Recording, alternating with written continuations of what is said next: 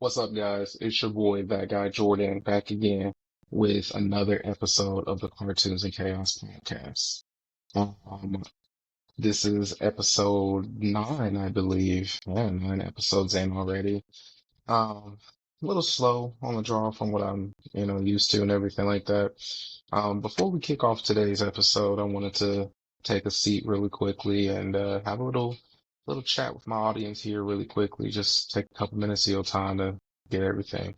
First and foremost, I want to thank everyone that's made this possible. I want to thank everyone that has helped me achieve, um, some goals of mine as far as it comes with the podcast, the YouTube, even Twitch, all of that stuff like that. You guys have been majorly, really mega supportive, and I'm thankful for everyone out there.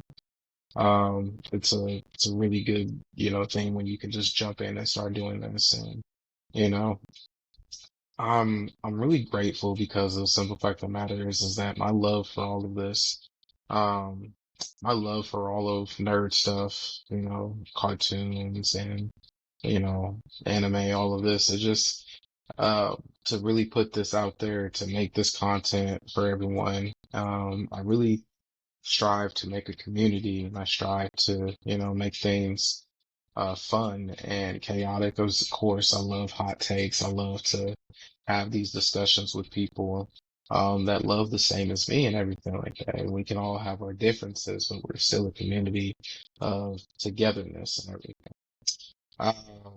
Today's a special episode because, Tuesday's my birthday, August 19th. So, yay me, I get to celebrate my birthday with my friends and family. So I do appreciate that. One thing that really put things in perspective for me about what I'm doing is, what was it, Saturday night? A couple of buddy of mine got together and, went out to have a great time, went to main event. Shout out to Dallas, Gabe, Isaac, Eusebio. Um, we was up, the place shut down at 1:30, and we were in the parking lot just talking. I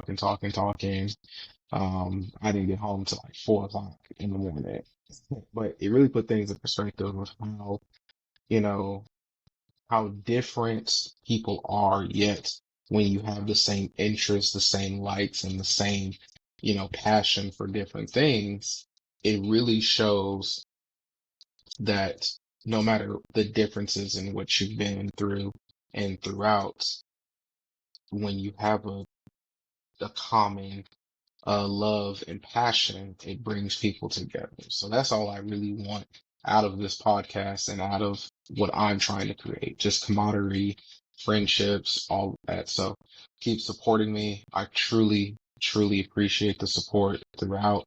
And I hope to keep creating better and better content for all of you guys out there. I promise you guys that I will get better. I'll get more consistent.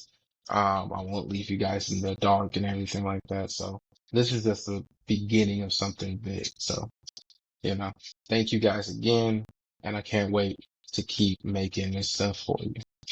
Without further ado, let's jump in. So, anyways, I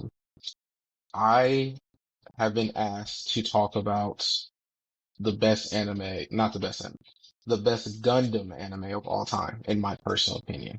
And uh, it's Iron-Blooded Orphans. So Gundam is basically the mech genre of anime. So huge mecha fights, mecha battles, these giant mobile suit armors. You got these pilots giant in these giant mechs. They're basically like the Transformers, but you got a human inside type of thing if you don't know what it is. So anyways, Iron-Blooded Orphans came out, I want to say 2015. It was crazy because like one day I was looking for a new something to watch. I needed a new anime to really get into. Cause at the time I was waiting for Demon Slayer season 2 to come out, and Dallas, the anime guru, recommended me Iron-Blooded Orphans. And he said, if you watch Gundam, which I had when I was younger, I had watched the Gundam Wing, I watched the OG Gundam, and I watched like most of the Gundam shows that came out on Toonami. So he was like, if you like that, you'll like Iron-Blooded Orphans. But then he gave me like a warning, which I should have like heeded the warning, and you should probably heed my warning too if you go watch this show. Don't get attached to the characters.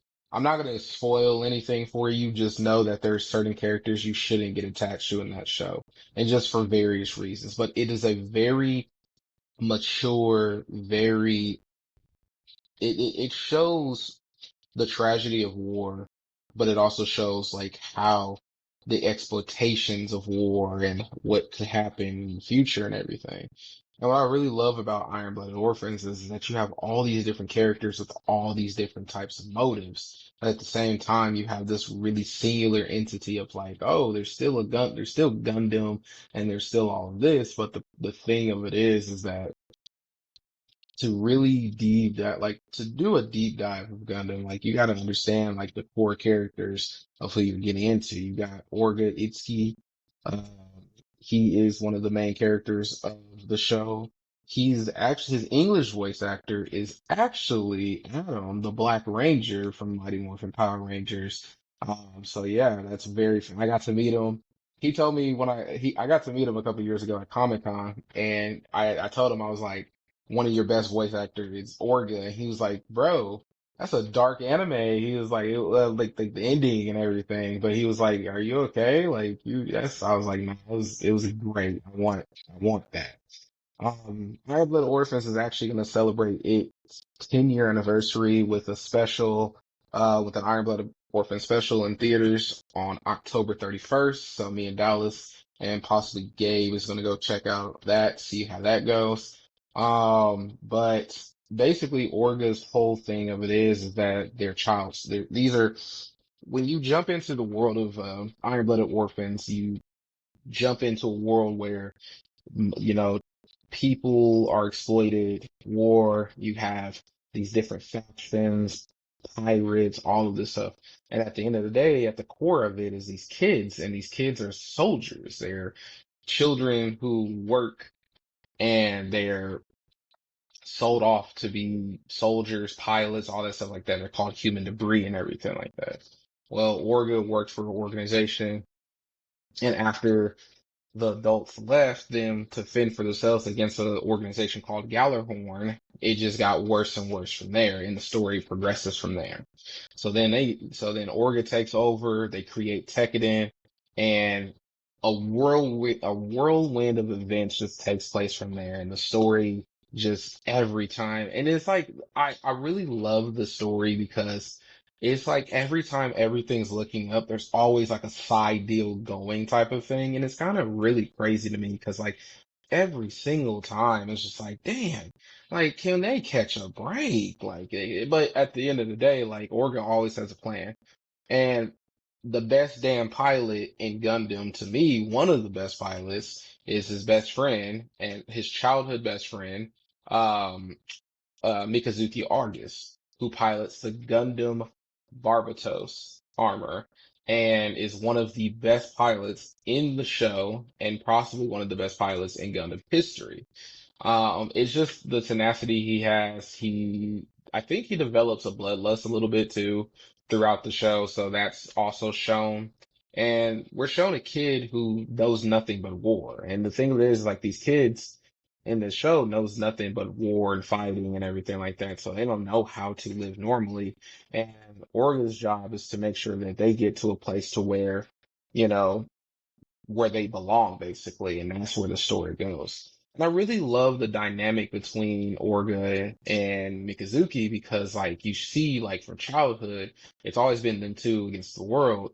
And Mikazuki's gonna back this play, and then you get into some other things too. You create Tekkadan, you have these other characters and everything like that. Like, you have Shino, you have Eugene, let's see, you have Biscuits, you have Akihiro. Akihiro is actually voiced by Asuma Sensei's English voice actor from Naruto, so really good thing there. Then you have, of course, you have Miss Ultra, and you have Anna, Cordelia Anna Bernstein. So these are some of your core characters that you have, and you throw them into this mix and things. and you just see like Tekkadan taking off from there and trying to be their own entity against a world where they don't want them to. So it's a very great show to watch because it's very mature. You got to understand like the time frame it's in is like this is what it is in like in the future type of thing. Like it's no United States, there's no federation type thing. It's just the different economic blocks of the world banding together to control basically Mars, and it just goes from there. But anyways, I think I fell in love with this Gundam genre because, I fell in love with the Gundam genre when I was a kid. But of course, I mean, I've watched mechs like all the time. Like I watched Voltron, I watched Power Rangers, who's known for Megazords, Transformers, of course. So like mechs and mech suits have never been a what's the word I'm looking for? It's never been a foreign concept for me. But the crazy thing the crazy thing about Iron-Blooded Orphans is that Iron-Blooded Orphans is its story and like the story and the pacing is 2 seasons, 25 episodes apiece. It's like 50 episodes altogether. So you can either binge watch it and finish it quick or just, my thing of it is that with Iron-Blooded Orphans, the storytelling is better than any storytelling of a Gundam series that I've ever seen. Like I've watched Gundam Wing hundreds of times, and Iron-Blooded Orphans like Gundam Wing doesn't come close to Iron-Blooded Orphans for me because the story for Iron-Blooded Orphans runs deep. Like there's so many different stories of how things got to where we are and how the ending of the story itself basically crumbles everything away with a fine tooth nail, but with a chef's kiss. So that's why I highly recommend you guys to go out, watch the show, come back to me, let's talk about it. Because if I tell you and spoil the show for you, it's not fun, especially if you've never watched it. So I want you guys to watch it. I'm not going to spoil anything, but I will tell you that the reason why it's one of my favorites is because the story between the overall story, yes, Orga is one of the main characters, but it's in my head, I think it's the story of how the rise of Tekkadan and the rise of the Barbatos and how it transitions into a whole ordeal where one wrong decision could just end it all. So that's the type of thing. And on top of that, I will tell you guys, like, without this Gundam story, without it, I probably would not be in the midst of writing my own Gundam story. Like I'm writing a book now, my own Gundam story because of Iron-Blooded Orphans. So, um, very heavily inspired by it. So I love it. I love the show. I hope you guys can appreciate it. So when you guys watch it, hey, let me know. We'll talk about it. So anyways, we're gonna move on. Okay. So on TikTok, I've been seeing these hot take videos take over TikTok. It's been crazy. One of the hot takes is Pokemon hot takes. And some of them I could agree with, some of them I just can't get behind. And overall, I think my hot takes for Pokemon kind of can hit it on the nail.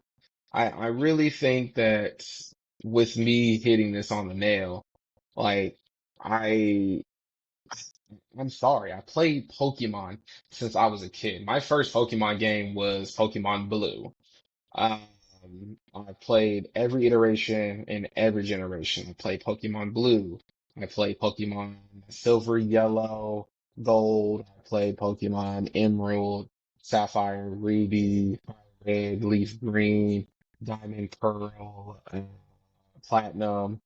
I'm just now, so after Sinnoh, I stopped playing Pokemon and I just got back into it. So I got back into Black and White, Kalos, and then I stopped there because I don't see the point of going to Generation 7 and all them. I just feel like it's just too much now. I feel like Pokemon has lost its way. And I think and this is where my hot takes start coming in. Like I really need to sit down and really just go over the hot takes with you guys so you can see my point of view. So we're gonna start here. I'm gonna start with my first hot take. I feel like everything after the Kalos region, like I want to say everything after the Kalos region, so generation 7, 8, I think we're on generation 9, maybe 8. Whoever can correct me, please tell me. I don't really know. Everything after Generation 6 is just been a miss for me. I think it's a miss for me. If I'm not mistaken, I think after X and Y, it was like Sun and Moon, Sword and Shield, and then this Paldera game or whatever. And I just feel like as the generations got higher, the meaningfulness of Pokemon just got lower. So that's one of my hot takes there. Um, then my next hot takes, Ash. Ash has been a Pokemon trainer since 96, 97. I can't tell you when Pokemon came to America, but I just know Ash has been the main character for years. He just now won a championship. I want to say what? Ooh, 5 years ago? Was it 2020 when he won that championship? It's been he's won, but like the problem for me is that he's had ample opportunities to win. And my other problem with it is that I understand. Here's the thing. I understand the writing choice of like, okay, so when Ash lost control of Charizard because like he evolved too quickly and everything like that. And let's be real, that's fine. We all know the in the games it tells you if you have a level Pokemon that levels up too quickly, it's not going to obey you unless you have this many badges type of thing. So I guess that same concept through. But keeping Ash's Pokemon that he catches throughout his whole career at lower levels really hindered that. I feel like when you find like I feel like the thing like his weakest Pokemon squad of all time is probably going to be Unova. Unova was his weakest team because half his team was just not even fully evolved. I think he had an Oshawott that just didn't evolve to anything. I think it evolved to the second thing, and then that was it. My thing of it is like, okay, when you go back to Johto, like let's go back to Johto for just a second. He had Totodile, he had his Pikachu, Totodile, Cyndaquil, and Chikorita. And then he had a shiny Noctowl, and he had a Heracross, I believe. I think that was his Johto team. You're telling me like Ash wouldn't have won the Johto tournament if he wouldn't have evolved all three of them? Like I think he evolved the Cyndaquil to a Quilava, so not even a full Typhlosion. Then Totodile stayed the same, and then his Chikorita is a Bayleaf to this day. If you would have evolved all three of them, like, come on, man. Like, Ash could have been, like, the whole thing of Ash was like, I want to be a Pokemon master. Don't get me wrong, I still am a fan of Ash, but I feel like the concept is lost in the sauce because, like, when you play the game, our job is to evolve our Pokemon to full capacity and go fight the Elite Four and go fight the champion. And then I think another hot take for me is that I feel like I feel like another thing that was lost within the Pokemon games that would have made the games better is if you would have had a tournament like that. Make the actual tournament just like, oh, through you got through the cave, come here, but you don't go straight to the Elite Four. You have to go through other trainers to get to the Elite Four and then make your way to the championship. I feel like that would be that's a peak moments thing right there. I don't feel like you should just go straight, oh, let's go straight here and then go here. Like, I feel like that would be a fun concept if Pokemon wants to stay relevant to it. So that's just me on that part. Let's see. What's another hot take I had? Oh, the best the two best regions for starters, the two best region for starters will always be Gen 3 Hoenn with Trico, Torchic, and Mudkip, and Sinnoh Gen 4 with Piplup, Chimchar, and Turtwig. Those six starter Pokemons, it doesn't matter how you start your Pokemon journey, you want to do a replay, whatever. You can pick any of those three and have a great playthrough because your teams will basically be based off of that. And I feel like a lot of people are just like, a lot of people are like, well, what about like the other regions? Well, here's the problem. Honestly, you can play through Kanto like you can't play through original Kanto, like original blue and red with a Venusaur without a lot of hindrance. You just can't do it. Like you really have to have the patience for that because basically after if you go through with a Venusaur in Kanto, after Brock and Misty, you're facing after Brock and Misty, You're facing on the electric type gym, which you might be able to get through. Then you come down to you have Erica, the grass type. Uh, let's see, the psychic type, Sabrina. And with that being said, your Venusaur is poison and grass, psychic all the day with her psychic Pokemon. You have Koga, who's the poison master, Blaine, the fire type trainer, and then if you get through that, then you get to go and face against, Giovanni with his ground type. So that's great when you think about that for Venusaur. But when one of your Pokemon hinders you, you're kind of screwed. So that's why Charizard and Blastoise are the optimal choices for Fire Red, Leaf Green, Red, and Blue. But as far as everything else, that's not just one of the strongest trios. Then you move on into the our second generation, and you have Chikorita, Typhlosion, or Chikorita, Cyndaquil, and Totodile. Again, Chikorita, and Chikorita is one of the worst starters of all time. I'm sorry. And here's the thing: before you guys come for me on this one, the thing of it is that I'm not roasting your decisions. Like, if you like those Pokemon, that's between you and your Pokemon teams and everything. I'm just going by what my personal preferences and how I play through, and I just don't like them because they're not good for playthroughs unless I want to be challenging. But if I want one of those fun playthroughs, Chikorita's not the person I'm going to call. And the reason why is because Chikorita has no move sets to really do anything, especially against the gyms in Johto, because your first gym is a flying type gym, your second gym is a bug type gym, and then your third gym is a normal gym, and she uses rollout like it's just a spam ram. Ghost, let's see, Ghost, was it Steel? Was it the Steel type gym leader in Jasmine? Was she fourth or fifth? She was one of those gyms, something like that. Nah, or she was later. You have an ice type gym. I know that. You have an ice type gym at the seventh gym when you go get that red Gyarados. And if you're using Chikorita Bayleaf and everything like that, that can be a very big challenge. I remember playing when I was a kid and I did the silver playthrough with the Chikorita. I got my ass kicked a few times. Like, I had to really change up my team. I had to go find a Houndoom. It was really horrible. And then, so that's that. Then you go over and skip over to Unova. Oh my gosh, the Unova starters is the Unova starters the worst starters in Pokemon to anybody? Because I feel like that's just where it is. Because I feel like Unova has the worst starters in Pokemon. And then when you skip over into the next region, you have you skip over to the next region, then you have the only good starter out of that region was Greninja. Everything else was just whatever. And then everybody else's starters I don't even want to talk about. Like, I just genuinely cannot.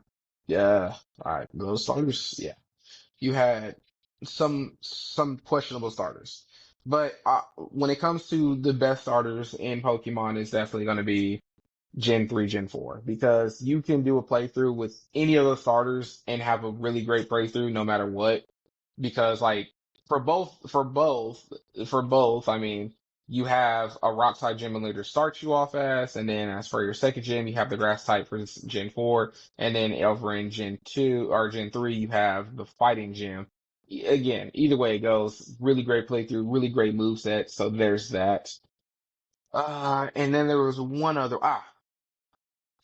I feel like if this Pokemon game that Nintendo is bringing out now for the Nintendo Switch 2 does not do well, it is time to look at a different avenue. And for me, if I'm the Nintendo developers, I'm tired of using the excuse we can't do it. I would make a Pokemon game where I can visit all the regions. Basically, it would play like I don't know if you guys are familiar with ROM hacks, but there's a ROM hack called Fire Red, Radical Fire Red. And basically, after a certain place, you would basically be at a camp for that, area type thing. You can do that for the region. And I think too is that when you start into another region, you basically just start over, blah, blah, blah. But I think it's possible. And I think with the technology we have now, I mean, look at all the open world games you can play and everything. the only way I feel like if Pokemon doesn't do well with this game, I feel like you have to go open world because you have the potential to do a truly open world adventure where you can go start wherever region you want to start with, win that championship, go around. It should be multiplayer. It's a lot of different avenues that you can go with.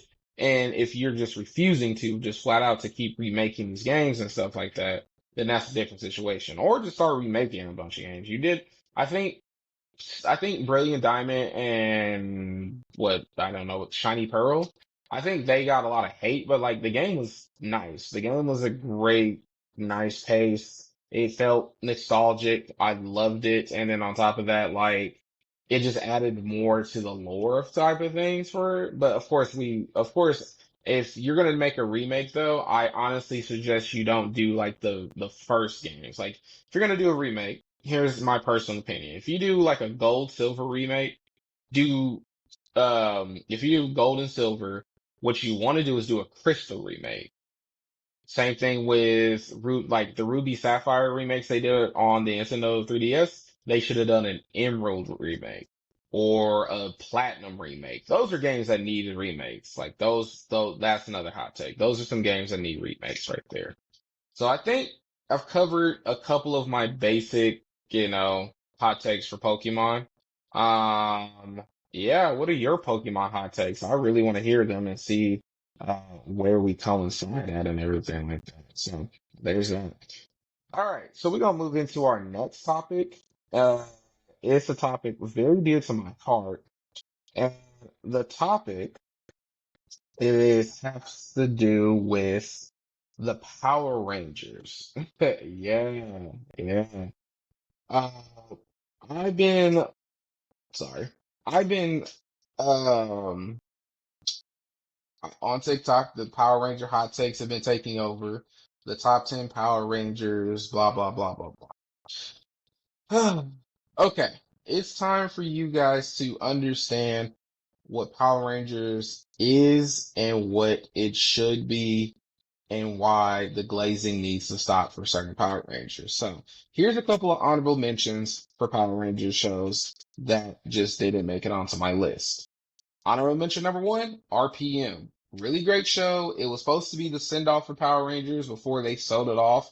I think they sold off to Hasbro, I think, if I remember correctly, whatever. But RPM was supposed to be the finale of what Power Rangers was. So, really great episodes, really mature, not afraid to be a little bit dark, but it's still campy. Like that's where I'm at. The Disney era of Power Rangers, aside from a couple of them, were very campy, and I just don't like campy. Honorable mention number two, another Disney show, is Operation Overdrive. The only reason I'm putting Operation Overdrive in my honorable mentions here is only because once Ranger, always a Ranger. I feel like that was one of the best crossovers in Power Rangers that we've seen in a long time up until that point, because like we missed one in Mystic Force. That was, to me, that was good. I genuinely enjoyed that episode. Other than that, I can't really say much. Honorable mention, Jungle Fury. Jungle Fury, has very, very good story. It had a great story. I just, again, campy. Didn't really like a lot of the characters. I love Casey. I love RJ. And I didn't like Dominic as the White Ranger. I don't know. It never really clicked for me, whatever. I don't know. Yeah. And if you're expecting me, now, be warned here. I'm gonna tell you what shows are not on my list. Um, let's see. Samurai is not on my list. That is not here. The reason why Samurai is not on my list is because it's overglazed. The problem of it is that I don't know if it's like new Power Rangers or it's like new Power Ranger fans that took over or just Power Ranger fans forgot what Power Rangers should be. But Samurai was not a good representation of the Super Sentai that it was supposed to be.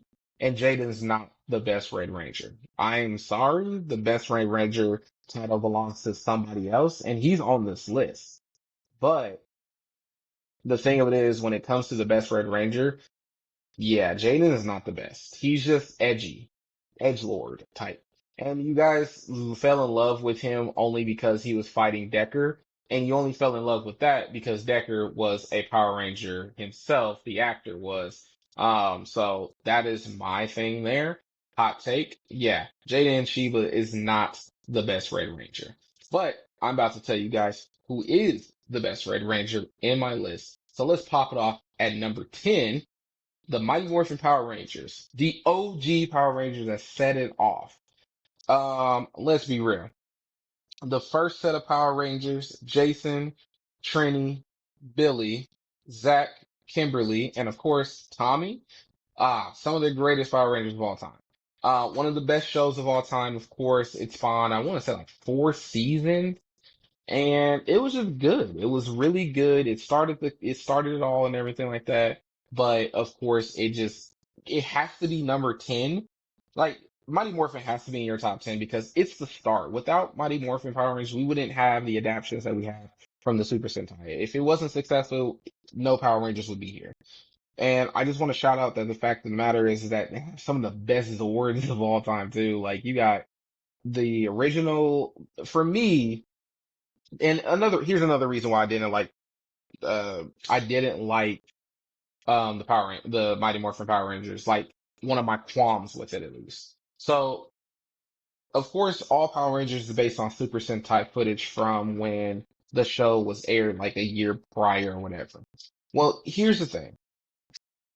The transition from the Dinozords to the Thunderzords should have been a transition instead of going straight from Mighty Morphin to Zeo. It should have been to the Power Ranger iteration, the Super Sentai iteration that the White Ranger came from. I can't think of the name right now, but the White Ranger, the White Tiger Ranger that Tommy turns into, was from another show that happened after the Mighty Morphin adaptation and everything like that. Everyone should have got those suits, but we didn't get to see those until Megaforce, which they, butchered Megaforce. We're not gonna talk about that. But anyways, that's my only qualm with that. Love the Tiger Zord. Really big of the I'm not big on the Thunder Zord, and I gotta say, here's the thing. The other thing issue was I hated that they rushed the Jason, Trinity, and Zach thing. Now don't get me wrong. I think Adam is a wonderful, like one of the best Power Rangers of all time. Adam was definitely hands down one of the best Power Rangers of all time. I love Adam. Um, not a fan of Rocky, never was. Don't get me wrong, good Power Ranger, never a fan though. And then of course I think that was Aisha at the time. And yeah, I just didn't like how that was handled. And I still to this day just don't understand like what was the point of the Kimberly Catherine thing. But I do like Cat better than Kimberly, and there's reasons why for that. But anyways, on to my next one, and that's going to be Zeo. I think I'm going to put Zeo at number 9 only because of the simple fact of the matter is that um no, I'm sorry. I had to look at my list again. Sorry. I did not put Zeo at number 9. I put Wild Force at number 9. Wild Force at number 9 is actually pretty good for Wild Force. Cole, I want to say Cole, what, Taylor, ooh, can't think of the Blue Ranger's name. I think Danny. Oh, what was her? Alyssa? Was it Alyssa for the White Ranger? And I can't think of the blue. I can see his name. I just can't think of what his name actually is. And then I want to say marriage, of course.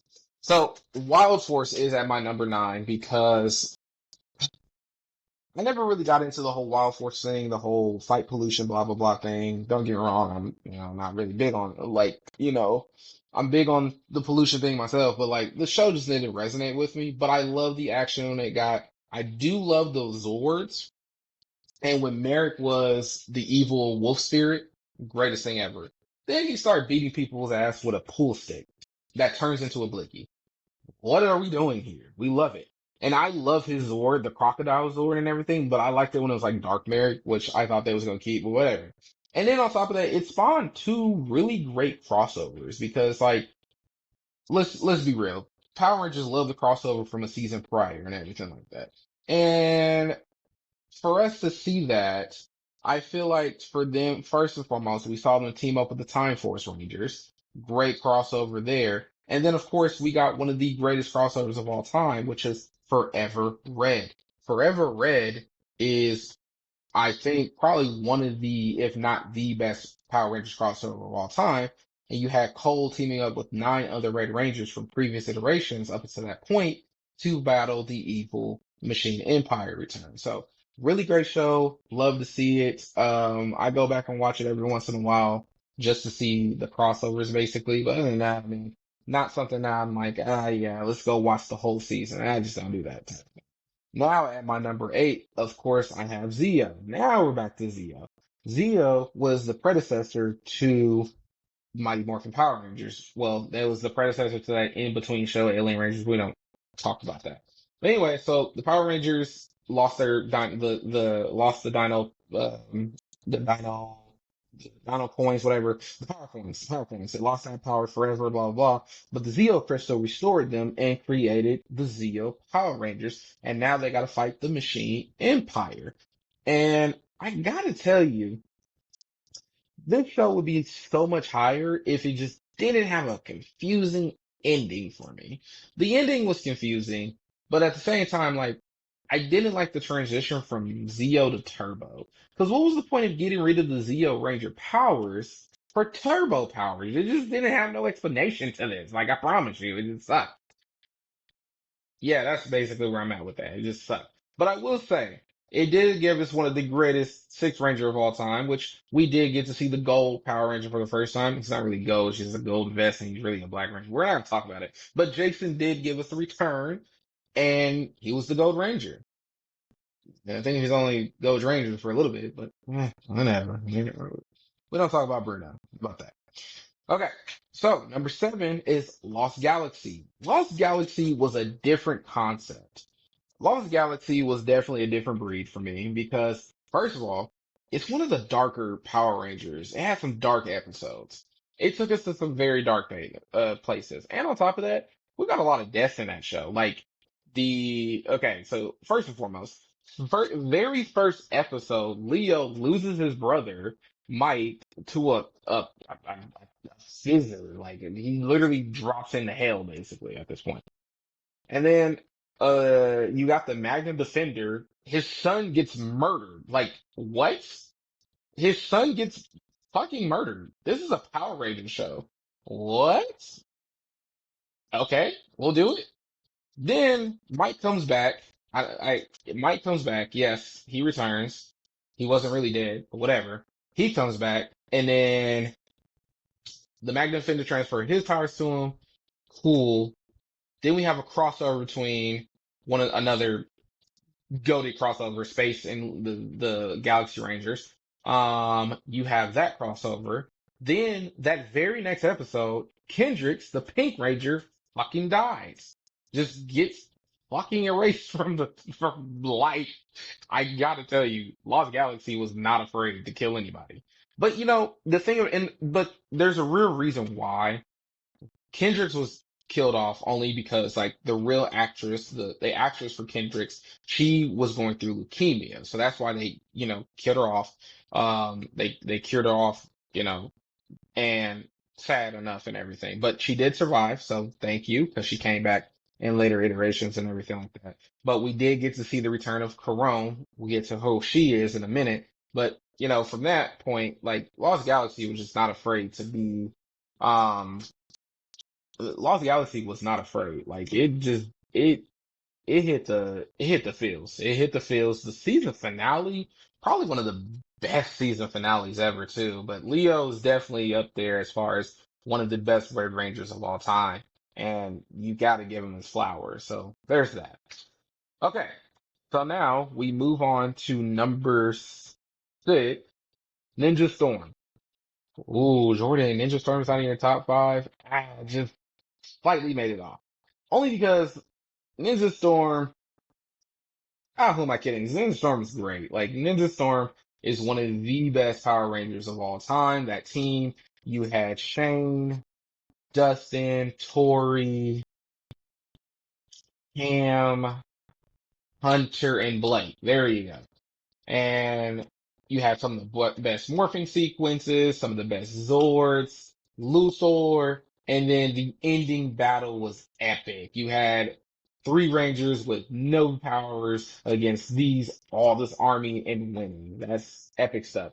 It just didn't resonate with me. It resonated with me because I love ninjas for one, but the show itself, like the show, um, let's be real. Like there's just my top five. You'll understand why Ninja Storm didn't make it because there's five other shows that are just better. That is just it's better.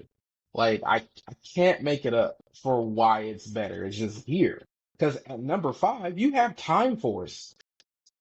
Time Force. Come on, man. Time Force is one of the best. Time Force has one of the best Red Rangers of all time, one of the best series finales of Power Rangers of all time, and then on top of that,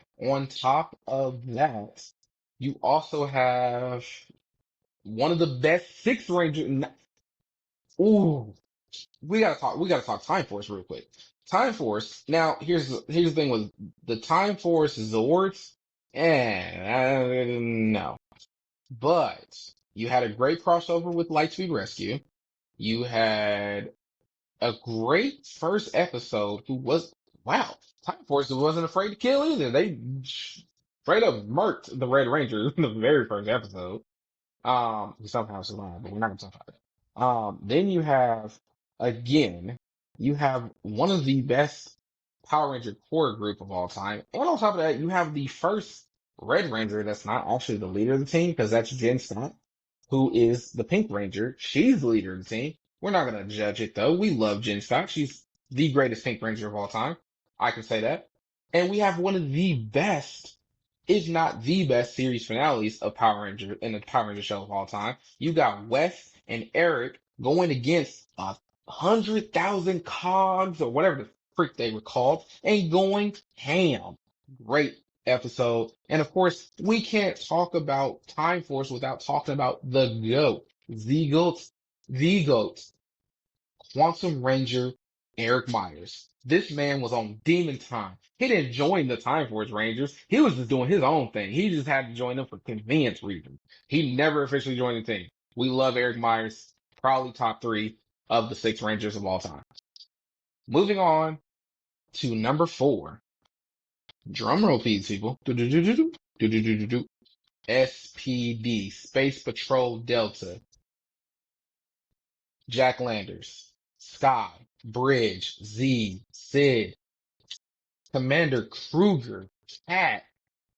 Ah, one of the best Disney Power Rangers of all time. One of the best squads of Power Ranger of all time. One of the best aesthetic Zords of all time. Actually, all three of the Zords were just and of course you had Sam for the future. You had Emperor Grum, you had Broodwing, you had a crossover with Dino Thunder, not once, but twice. It was peak. It was a peak show. Jack Landers will always go down as probably oof, he's a top 10 Red Ranger of all time. Jack Landers is definitely a top 10 Red Ranger of all time. Doggy Kruger, I don't know where you're gonna put him in the Power Rangers Hall of Fame, but he's definitely up there as like top 5, 6 Ranger of all time. But now we get into the top three Power Rangers of all time, starting with number three, Dino Thunder. Yes, baby. Dino Thunder is the best Disney Power Ranger show of all time. Come on, man. You have Connor, Ethan, Kira, Trent, and then, of course, Dr. Oliver Tommy returns in the fourth episode of that show. You get, hey guys, I'm back. I'm a Power Ranger again. And then you get one of the best crossovers of all time with the Ninja Storm Rangers. Peak. And then the Zords. Peak. The ending finale. Peak. Dino Thunder is peak fiction Power Rangers. We love to see our heroes rise. We love to see them come back. We just love it. And then a special episode when Tommy gets kidnapped, we get to see a little playback up until that season. Like, here's all the Power Rangers that's been going on. Here's your history lesson. Great.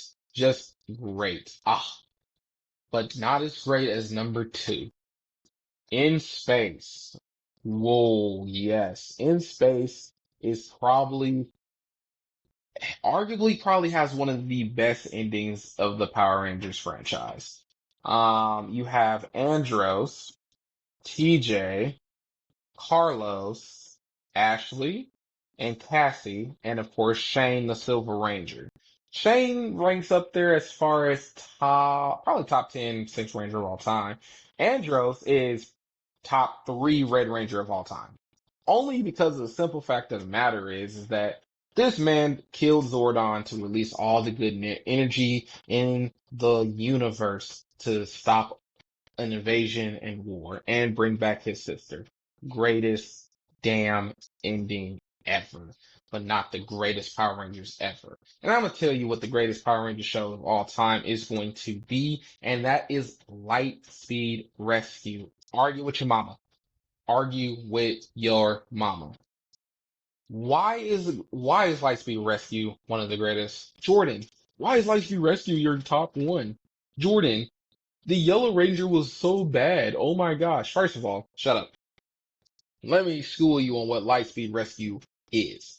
Lightspeed Rescue Rangers is the best iteration of Power Rangers of what they're supposed to be. They don't do this for the fame, the fortune, and all that stuff like that. They do this because this is a job that makes sense. This is what you're supposed to do. You're supposed to help people, protect people, make sure that this is your city and you take advantage of it and everything.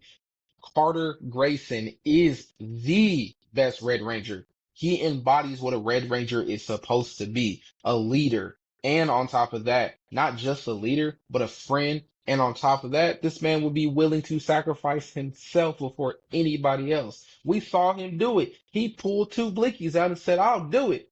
The monster was like, you ain't about it. And guess what? He's about that life. Then on top of that, one of the best morphing sequences of all time, a really great crossover with Lost Galaxy, some of the best Zords in the Power Ranger franchise, and let's not forget the Titanium Ranger, the American-made Ranger. Nothing beats Power Rangers Lightspeed Rescue. You can't argue with me here because I have a rebuttal for it.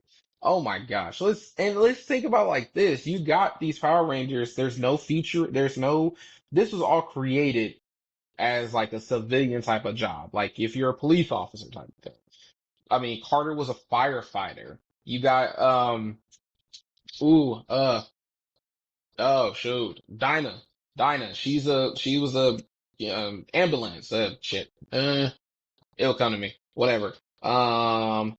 Let's see, you got Joel, one of the best Green Rangers, honestly. He flies. Chad, he's a swimmer, a diver, and everything. I cannot think of this. Oh, Kelsey. Kelsey, she was the Daredevil and everything. So everybody brought their own little thing to being a Power Ranger in Lightspeed Rescue, and it worked out. Like, it just worked. So that's why Lightspeed Rescue is definitely one of, if not the best. Nope, it is the best. There's no debate. Lightspeed Rescue is the best Power Ranger show of all time. Hands down. Who are your top 10 Power Rangers? And on top of that, you know what? Nah, just tell me the top 10 Power Rangers. I'll think of something else and everything. So, yeah. Whew. Well, guys, we've had a really good episode. It's good to get back in the swing of things. I hope you guys enjoyed the content and everything like that. I don't know exactly what I want to talk about next week. Uh, I don't know if we're gonna have any guest stars or anything like that. I don't know. Only because like it's not because like I'm not fizzing out or anything. No, it's just I just don't know what I want to talk about yet. I kind of want to kind of see what's a good topic to really get something going and just surprise you guys. I'll probably post a small little episode with a sneak preview later on in the week and everything. So look out for that. So if I came up with anything, we'll go from there. Thank you guys again for supporting the podcast. Please go out, get the YouTube channel, subscribe, like, share, Twitch, Cartoons and Chaos podcast on Twitch. And then of course go to the cartoonsandchaos.com, get you some merch. I'm about to drop a couple new phone cases over the week and everything like that. So grab you some of that and just support, man. Like show love to the channel. show love to your anime community and everything like that. If you guys have any suggestions about any episodes that I should do in the future and everything, or what some topics you guys would love me to speak on, let me know. I'll take anything. I'll talk about anything. I'm here for it, man. So, again, thank you guys for being part of this community. Thank you guys for supporting, and thank you guys again for just showing love on the channel and everything. I hope you guys have a wonderful week, and I can't wait to see you next week on another episode of the Cartoons of Chaos podcast. Have a good night. Well, morning.